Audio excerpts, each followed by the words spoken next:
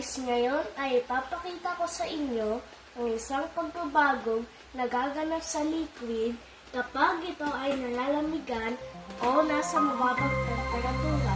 Tara, samahan niyo akong gawin ito.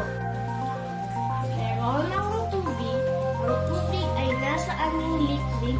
Ilalagay ko ito sa lalagyan at pagkatapos ilalagay ko ito sa freezer. Tingnan natin kung anong mangyayari pagkalipas ng ilang oras.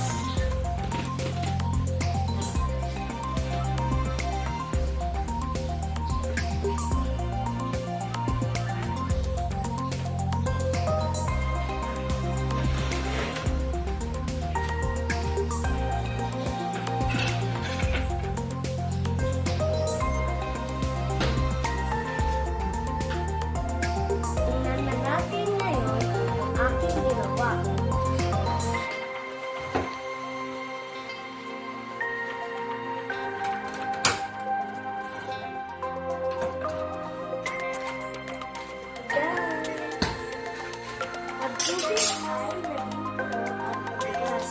Ito ay tinatawag na ice o yelo kapag ang tubig ay umabot sa 0 degrees Celsius o freezing point.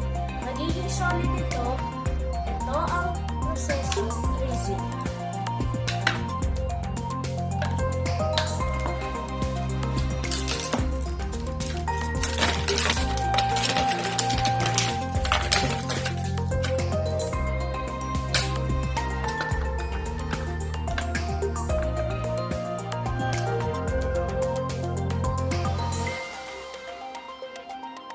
Ito na guys, ang liquid ay naging solid.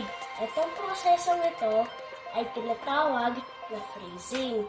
Ako, si Johannes Lian Sisibonga, ang iyong scientist sa umaga na ito. Paalam!